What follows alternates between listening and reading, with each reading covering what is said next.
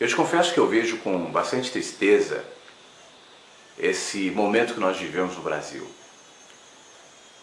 Seres humanos polarizados, cada um no seu ponto, como se fossem donos da verdade, acusando o outro, brigando em nome de algo que nem sabe direito o que é. Quando eu vejo tudo isso, eu me lembro muito de um livro do George Orwell, A Revolução dos Bichos.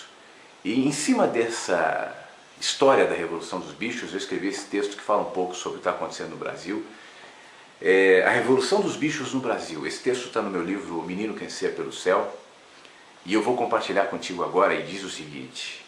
George Orwell publicou A Revolução dos Bichos no ano em que meu pai nasceu, há 70 anos. Ele conta a história de animais cansados de serem oprimidos, que tomam o poder na granja solar. Entre eles há os mais articulados, os porcos que assumem o comando e logo tratam de criar slogans e mandamentos que vão se modificando na mesma medida dos seus interesses. Todos os bichos são iguais, mas alguns bichos são mais iguais que os outros. É um dos mais emblemáticos.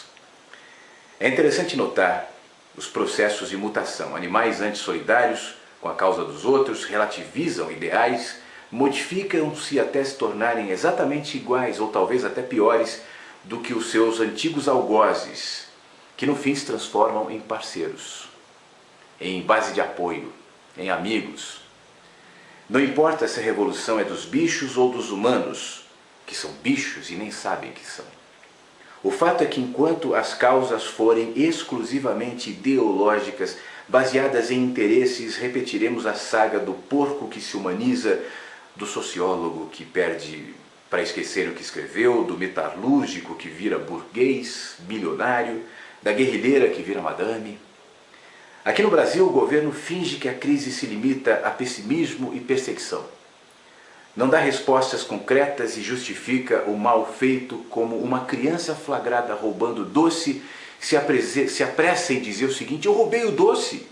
Mas por que você está me criticando se o Zezinho também roubou na semana passada? Eu não fui o primeiro a roubar o doce, antes o Zezinho, o Luizinho, outros roubaram. É perseguição, como se um erro relativizasse o outro. Isso alimenta a crise, especialmente diante do fato de que o atual partido que governa o país critica posicionamentos idênticos aos que fizeram a vida inteira antes de serem situação. Ateando gasolina nos incêndios, usando palavras de ordem, pedindo a cabeça de todo mundo, sem medidas, investigações, sem bom senso. Naquele tempo era ódio e perseguição também, como hoje. Por outro lado, a população cansada protesta, foca a artilharia na presidente, elege os seus heróis, mas talvez não perceba que todo esse esforço político pode não ser suficiente. Como no livro de George Orwell, a história prova, os porcos viram o Sr. Jones quando tomam o poder, e quase sempre é assim.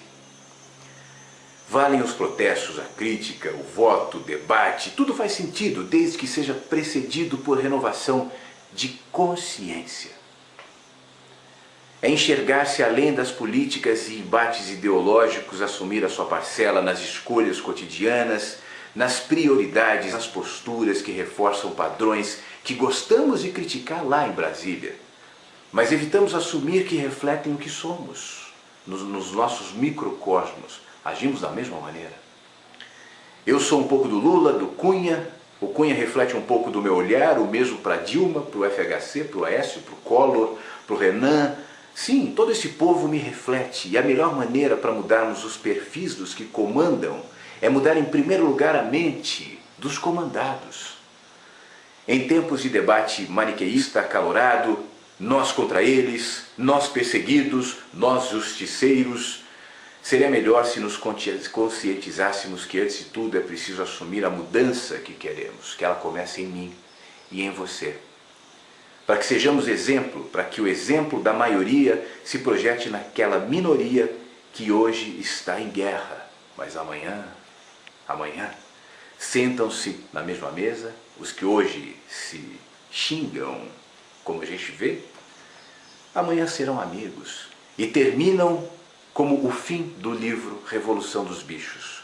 Neles há causas que não sejam, ou melhor, neles, nessas pessoas, não há causas que não sejam próprias. Não há causa coletiva. Todos estão brigando por causas próprias. Não há compaixão. Nenhum deles, desses que estão nos holofotes, acreditam no que prega. Nenhum. O livro do George Orwell nos ensina, terminando desse jeito. 12 vozes gritavam, cheias de ódio, e eram todas iguais. Não havia dúvida, agora, quanto ao que sucedera à fisionomia dos porcos. As criaturas de fora olhavam de um porco para outro, de um homem para um porco, de um porco para um homem outra vez, mas já era impossível distinguir quem era homem e quem era porco.